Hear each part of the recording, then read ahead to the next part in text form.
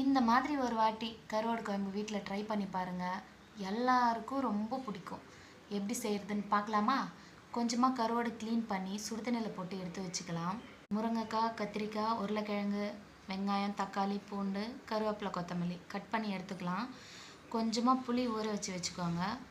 ஒரு கடாயில் எண்ணெய் சேர்த்து எண்ணெய் நல்லா காஞ்சதுக்கப்புறம் கடுகு, மிளகு, ஜீரகம், பூண்டு, கட் பண்ணி வச்சுருந்த வெங்காயம், தக்காளி போட்டு நல்லா வதக்கிக்கலாம்.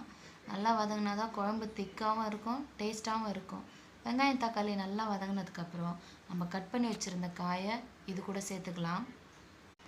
வெங்காயம், தக்காளி, காய்கறி நல்லா மிக்ஸ் ஆகிற அளவுக்கு வதக்கி விட்டுட்டு குழம்புக்கு தேவையான காரத்துக்கு ஏற்ற மாதிரி மிளகாய்த்தூள், மஞ்சள் தூள், அப்புறம் உப்பு சேர்த்து நல்லா வதக்கி விட்டுக்கலாம்.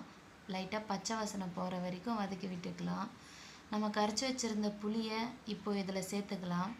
புளி சேர்த்ததுக்கப்புறம் குழம்புக்கு தேவையான தண்ணி இது கூட ஊற்றி காய் வேகட்டும்னு நல்லா வேக வச்சுக்கலாம்.